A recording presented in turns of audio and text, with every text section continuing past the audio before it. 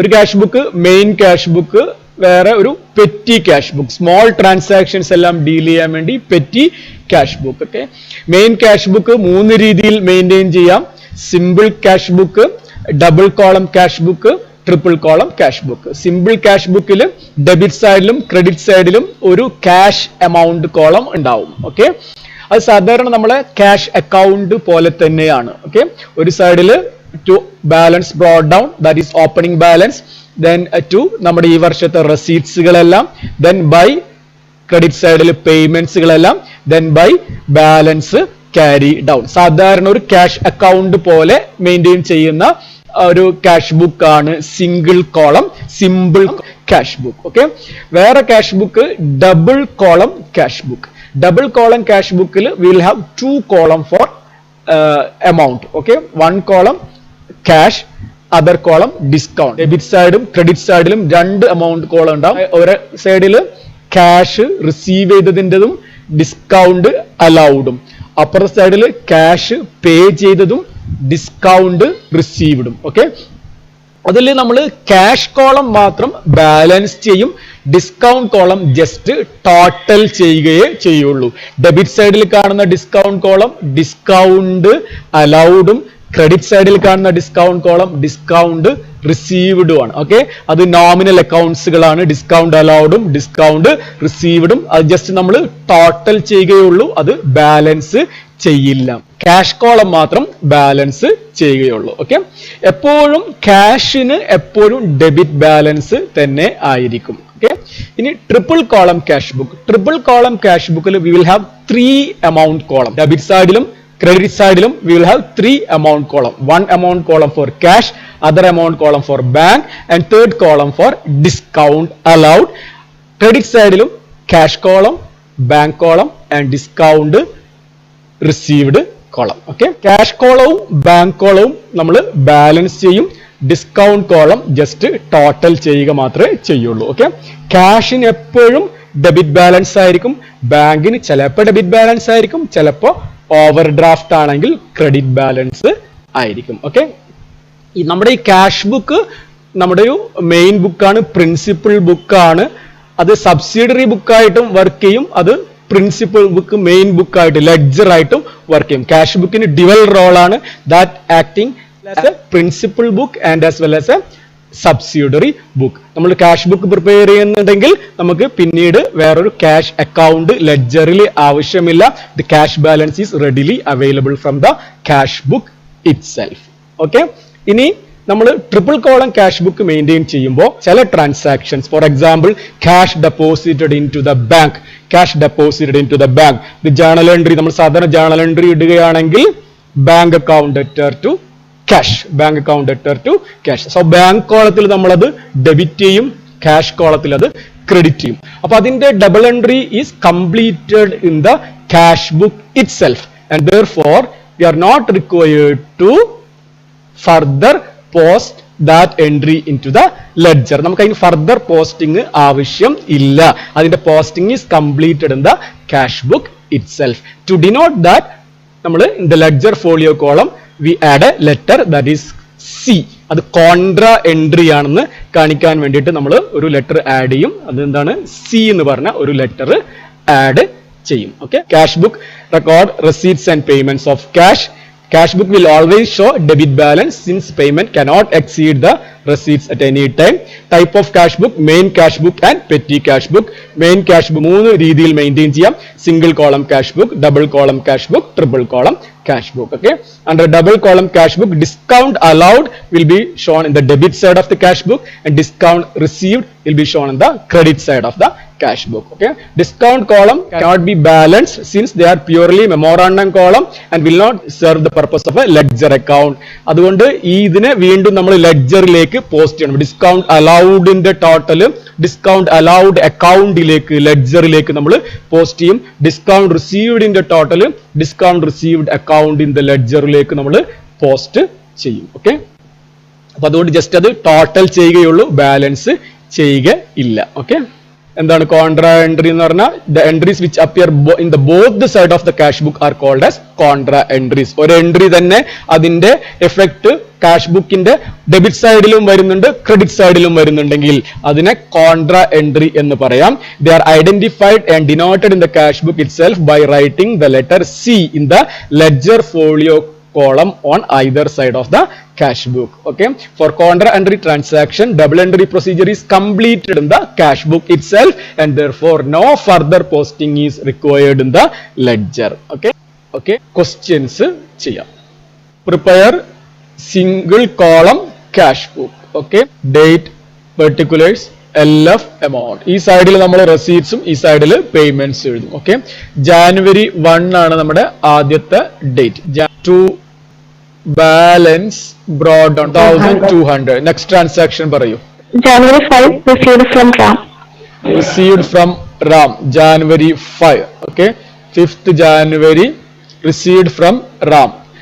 എല്ലാ റെസീറ്റും നമ്മൾ ഡെബിറ്റ് സൈഡിലാണ് എഴുതുക. ഓക്കെ, സാധാരണ ഒരു ക്യാഷ് അക്കൗണ്ട് പോലെയാണ്. അപ്പൊ to Ram, amount 300 paid rent January 7. അപ്പൊ ബൈ റെന്റ്, പേയ്മെന്റ്സ് എല്ലാം ക്രെഡിറ്റ് സൈഡിൽ. By rent 30. sold goods for cash. Sold goods for cash. To sales 300. Amount 300.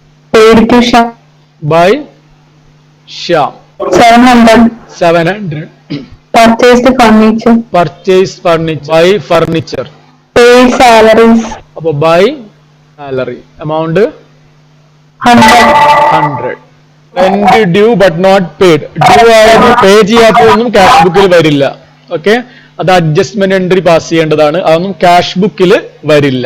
ഇത് ടോട്ടൽ ചെയ്യണം. ഓക്കെ, ഡെബിറ്റ് സൈഡ് ആയിരിക്കും എപ്പോഴും കൂടുതൽ. ക്യാഷ് ബുക്ക് ആയതുകൊണ്ട് ഡെബിറ്റ് സൈഡ് ആയിരിക്കും കൂടുതൽ. Total 1800.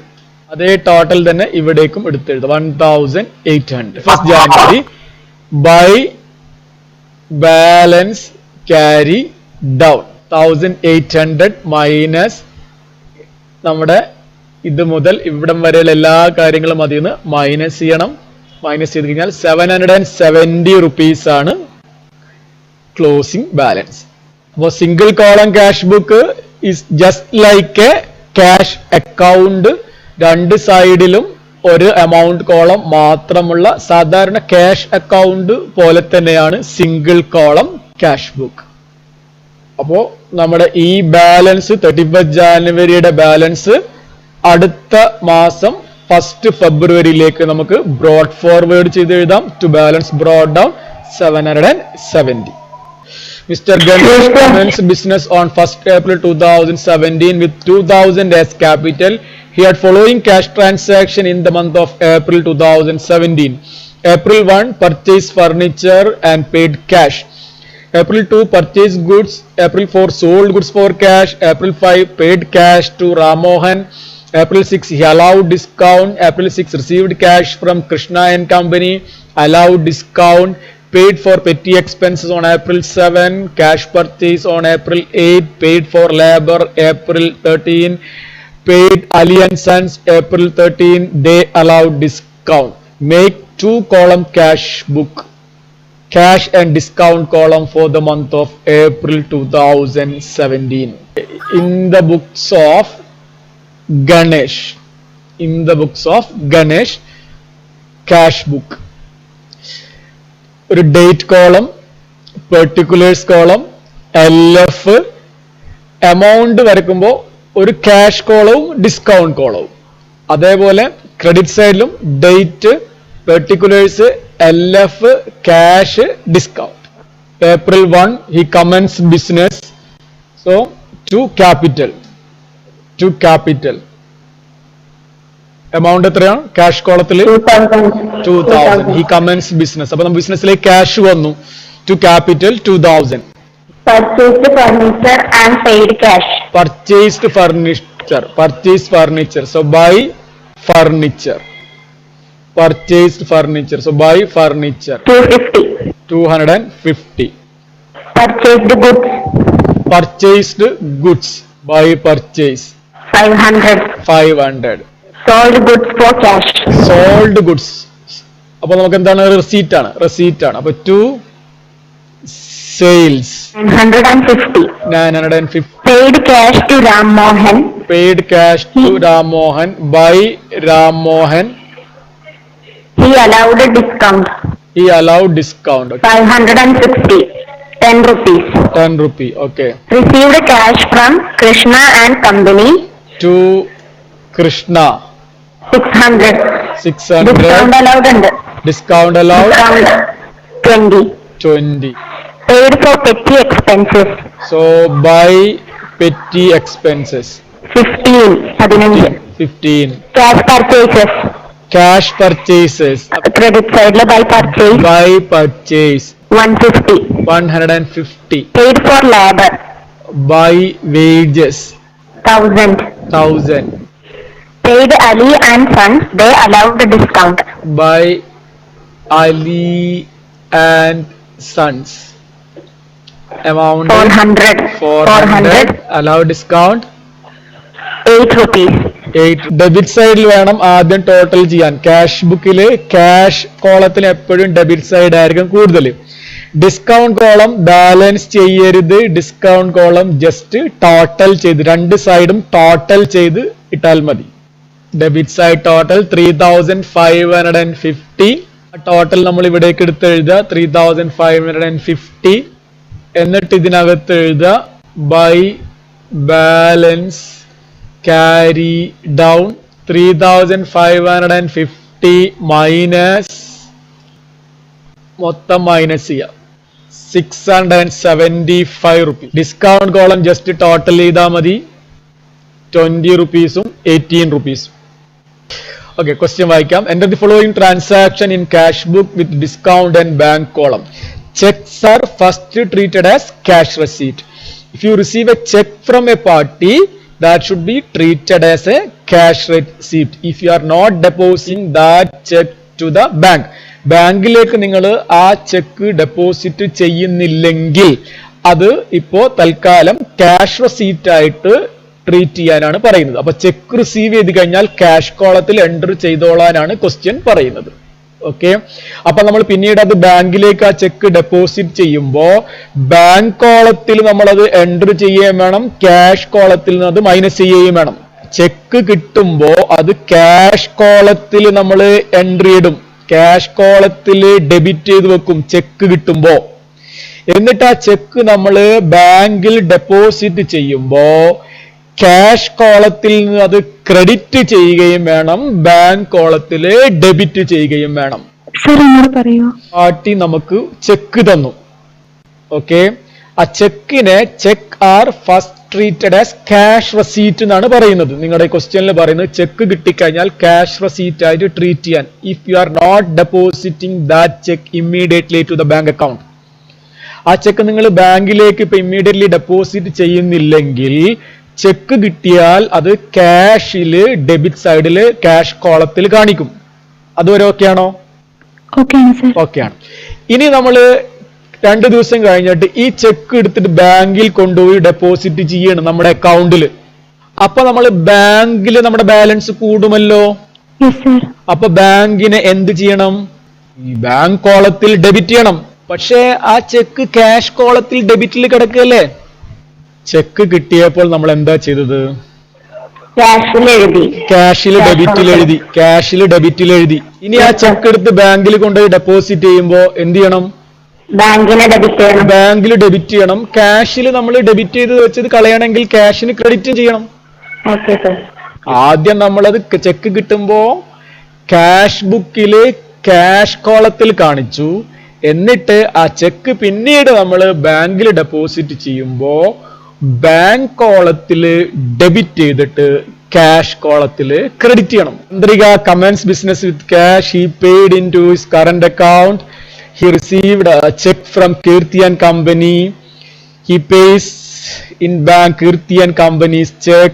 He pays Ratan and Company by check and allowed discount of ₹20. Tripti and Company pay into his bank account. He received check from Varshi and allow him discount. He received cash ₹75 and check rupees 100 for cash sale. He pays into bank including check received on 15th and 20th. He pays check for cash purchase. He pays sundry expenses in cash. Chandraka commences business with cash 20,000 January 1st. Appo to capital le to capital 20,000 cash alle adu. Yes. Cash on. Next. January 3 he paid into current account 19,000. He paid into current account 19,000. ഈ transaction എന്താ പ്രത്യേകത? ബാങ്കിൽ ഇടുകയാണ്, contra entry ആണ്. ജാനുവരി 3 ക്യാഷിൽ നിന്ന് ബാങ്കിലേക്ക് പോവാണ്. അപ്പൊ ടു ക്യാഷ് എഴുതിയിട്ട് ബാങ്ക് കൂടുകയാണ്. ബാങ്ക് കൂടുമ്പോൾ ബാങ്കിന് എന്ത് ചെയ്യണം? ഡെബിറ്റ് ചെയ്യണം 19,000. ഓക്കെ. അതേസമയം ക്യാഷില് കുറയാണ്. ബൈ ബാങ്ക് ക്യാഷ് കോളത്തില് 19,000. കോളം മാറരുത്. കോൺട്രാ ട്രാൻസാക്ഷൻ ആണ് കാണിക്കാൻ വേണ്ടി നമ്മൾ സി എന്ന് പറയുന്ന ഒരു ലെറ്റർ ലെഡ്ജർ ഫോളിയോ കോളത്തില് രണ്ട് സൈഡിലും കാണിക്കും. ഇതിന്റെ posting is completed. No further posting is required for this entry in the ledger. Double entry posting is completed in the cash book itself. Contra entry എന്ന് കാണിക്കാൻ വേണ്ടിയിട്ട് LF കോളത്തിൽ നമ്മൾ സി ഇട്ട് കഴിഞ്ഞു. അപ്പൊ ഇനി ഇവിടെ ഇതിന്റെ LF മറ്റുള്ളതിനൊക്കെ LF ഉണ്ടാവും, ലെഡ്ജർ ഫോളിയോ ഉണ്ടാവും. ഇതൊക്കെ ക്യാപിറ്റൽ അക്കൗണ്ടിലേക്ക് ക്യാപിറ്റൽ അക്കൗണ്ടിലേക്ക് പോസ്റ്റ് ചെയ്യേണ്ടതാണ്. അപ്പൊ അതുകൊണ്ട് ഇതിനൊരു LF ഉണ്ടാവും. ഓക്കെ. ഇതിന് ഇനി LF ഉണ്ടാവില്ല. എന്തുകൊണ്ടാണെന്ന് വെച്ചാൽ ഇത് ഇവിടെ തന്നെ വരുന്ന എൻട്രി ആയതുകൊണ്ട് LF ഉണ്ടാവില്ല. January 4 he received a check from Kriti and Company on account. January 4 he received check from Riddhi and Company but not immediately deposited into the bank account. Therefore that should be treated as like cash receipt to Riddhi and Company. Cash കിട്ടിയ പോലെ കാണിക്കണം. 600. ശരിക്കും ഇത് ചെക്കാണ് കിട്ടിയിരിക്കുന്നത്. ചെക്കാണ് but not immediately deposited in the bank account and therefore it is treated as like cash receipt. ഇനി പിന്നീട് നമ്മൾ ഇത് ബാങ്കിലേക്ക് ഡെപ്പോസിറ്റ് ചെയ്യുമ്പോൾ നമുക്കിത് ക്യാഷിൽ നിന്ന് കുറച്ചിട്ട് ബാങ്കിൽ കാണിക്കേണ്ടി വരും. He pays in bank Kriti and Company check rupees 600. ഈ ചെക്ക് ബാങ്കിൽ ഡെപ്പോസിറ്റ് ചെയ്തു. 7 അത് ബാങ്കിൽ ഡെപ്പോസിറ്റ് ചെയ്തു. അപ്പൊ 7th എൻട്രിട്ട് ബാങ്കിൽ കൂടണം. എത്ര എമൗണ്ട് കൂടണം? ഈ 600 റുപ്പീസിന്റെ ചെക്കാണ് ബാങ്കിൽ ഇട്ടത്.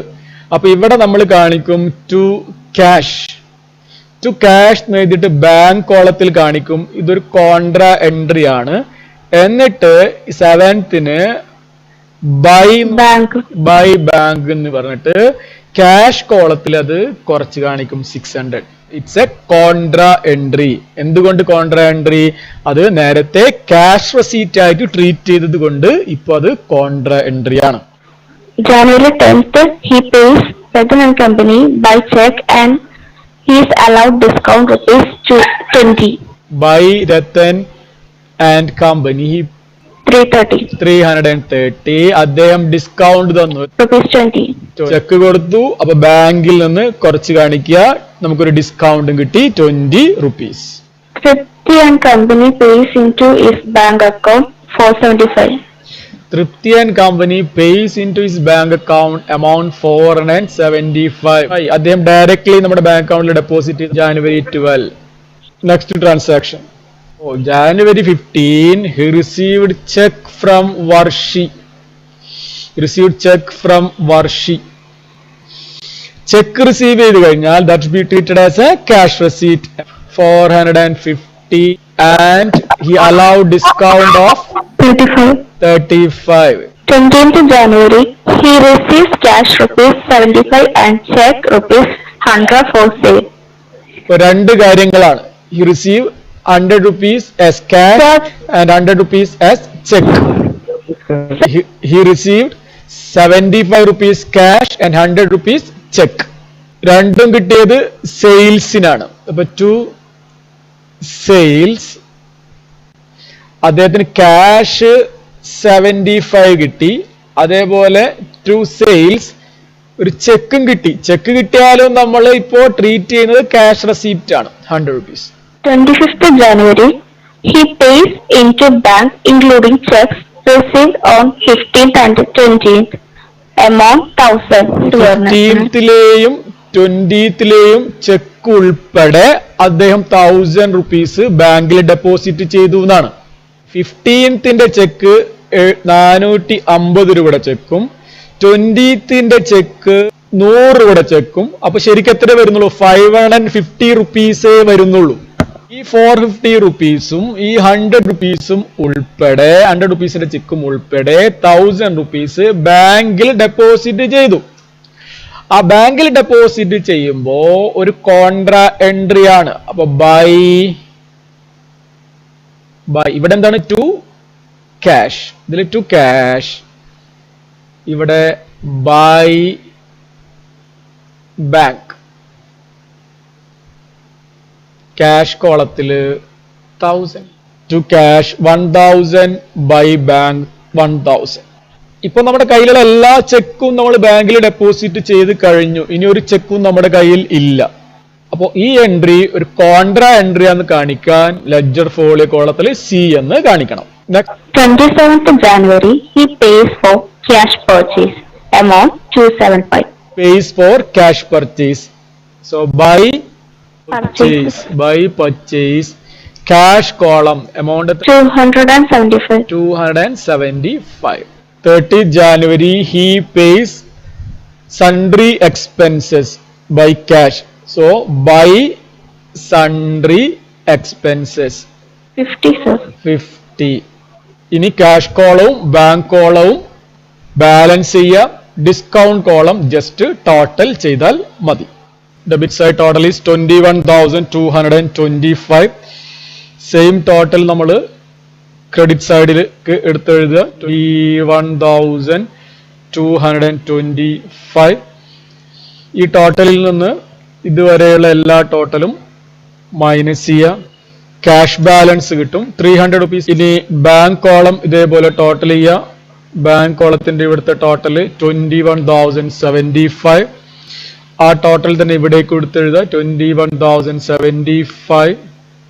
21,075 നിന്ന് 330 മാത്രമല്ലേ ഉള്ളൂ. മൈനസ് ചെയ്യുക. 20,745 ആണ് ക്യാഷ് ബാങ്ക് ബാലൻസ്. ഓക്കെ.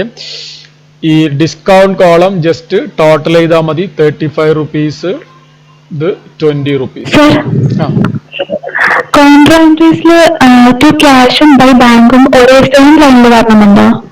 ഇല്ല, അങ്ങനെ നിർബന്ധമില്ല. നമുക്കിത് പെട്ടെന്ന്, അതായത് ചെയ്തു നമുക്ക് ഉറപ്പുവരുത്താൻ അങ്ങനെ ഇട്ട് കഴിഞ്ഞാൽ നമുക്ക് പെട്ടെന്ന് മനസ്സിലാവും ചെയ്തു എന്നുള്ളത്. മിസ്സായില്ല എന്ന് നമുക്ക് ഒരു ഉറപ്പുവരുത്താൻ വേണ്ടിയിട്ടാണ് അതേ ലൈനിൽ തന്നെ ചെയ്തത്. അങ്ങനെ ലൈൻ ഡിസിപ്ലിൻ പാലിക്കണം എന്ന് ഒരു നിയമവും ഇല്ല.